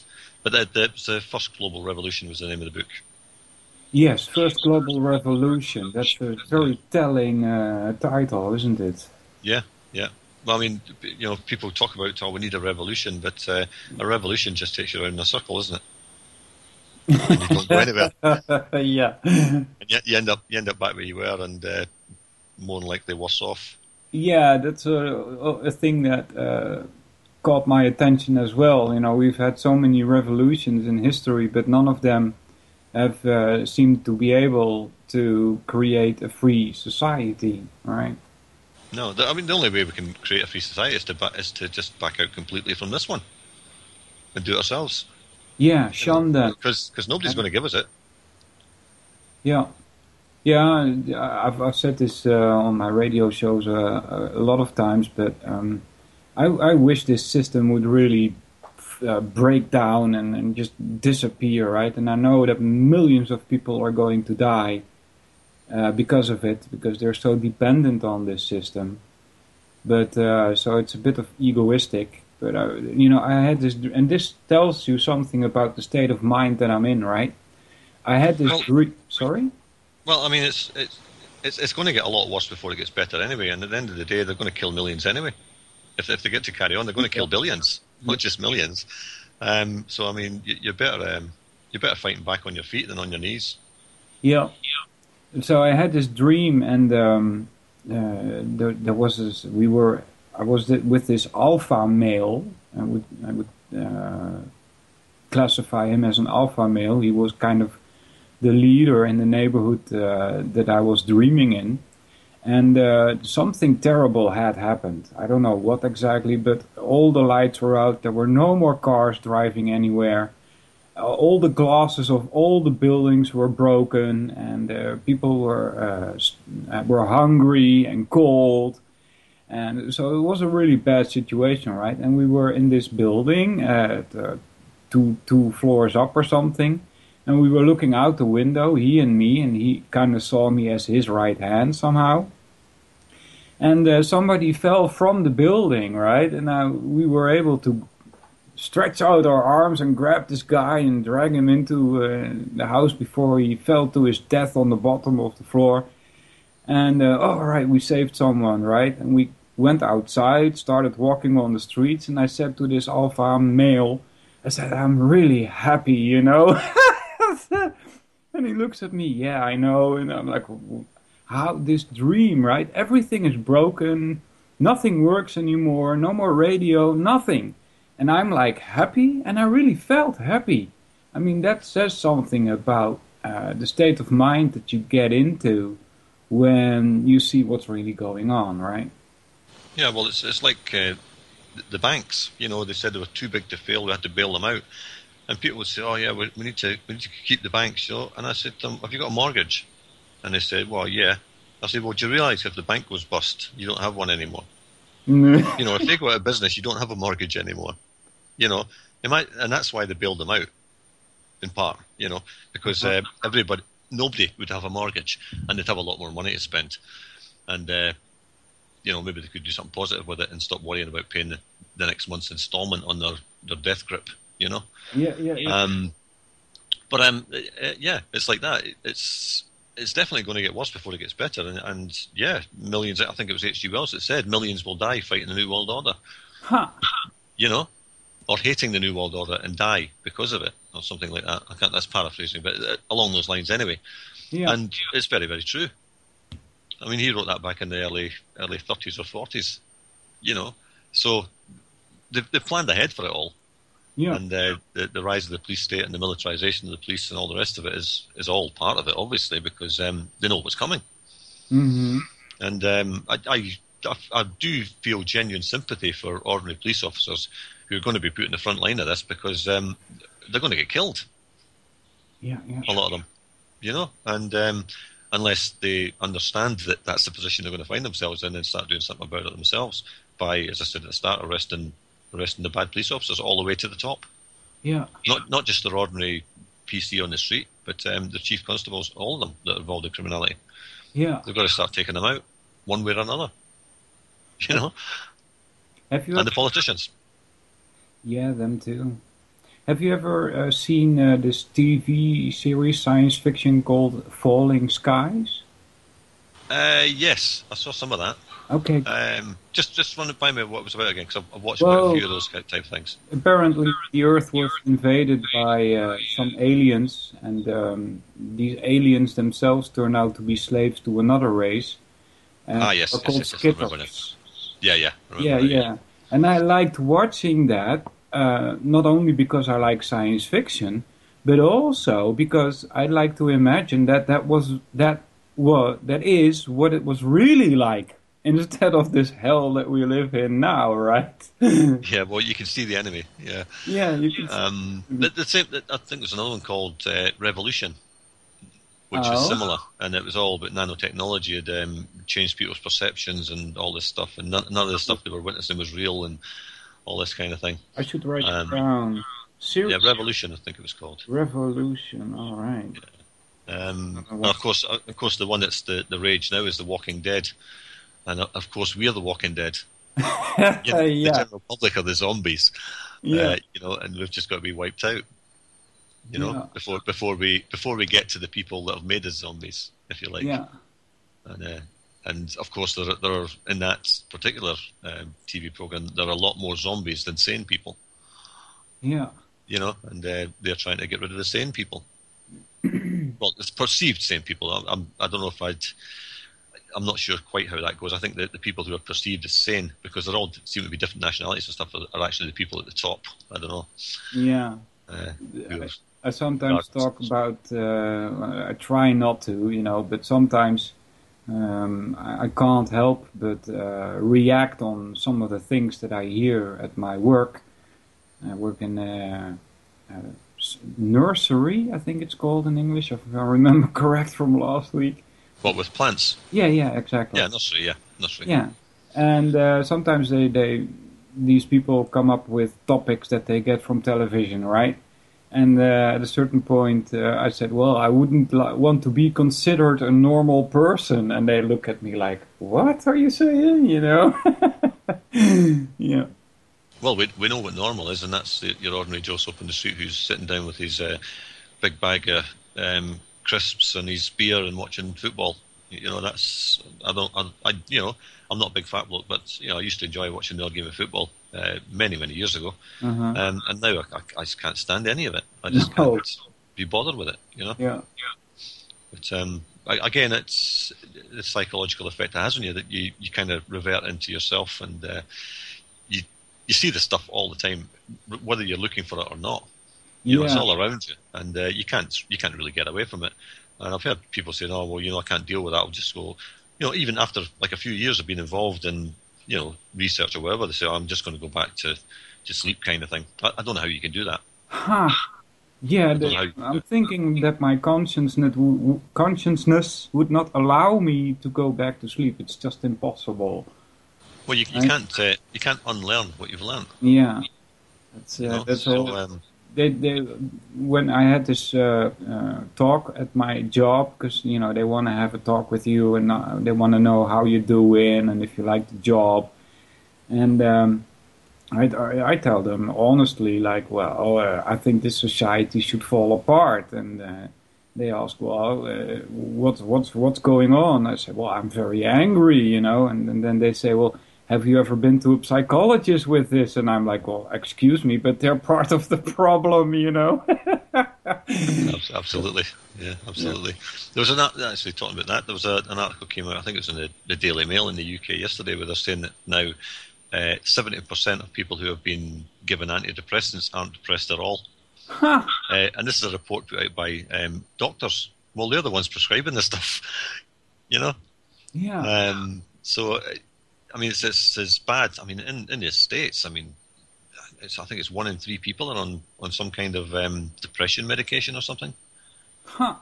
That's I mean, I don't know what their definition of depressed is, but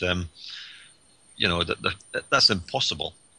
that many people would be depressed. I think it's just impossible. I don't see that many people like that. Yeah, I don't like doctors at all. I'm still walking around with a shoulder injury, and I went to the doctor for like the fourth time with complaints about my shoulder, and he says, "Well, you have an infection on something, and you need to take this drug, and it's called naproxen, something like that." And so I go to the place where you get these drugs, right? And you get papers with it, which tells you what the side effects are. And I don't even dare take this stuff. And I asked this guy behind the counter and said, "Am I allowed to drive while I'm using these?" He says, "Yeah, you're allowed to drive." And in the letters it says that you can get dizzy when you have this stuff. What the fuck, It's unbelievable. They're trying to kill me, Yeah. Well, they have these ads on the TV here for all these different drugs, and well, it could be anything from have you got problems with your feet or whatever. But the non-smoking one is the one that struck me. They go through this thing. This stuff can help you give up smoking. Uh-huh. I'm thinking, firstly, well, the only thing that's going to help you giving up smoking is yourself, and because you've got to want to. But I thought if you take a drug for it, that means you're admitting to yourself that you don't have the ability to give up smoking in the first place. You need a drug to do it, which is not you making the decision.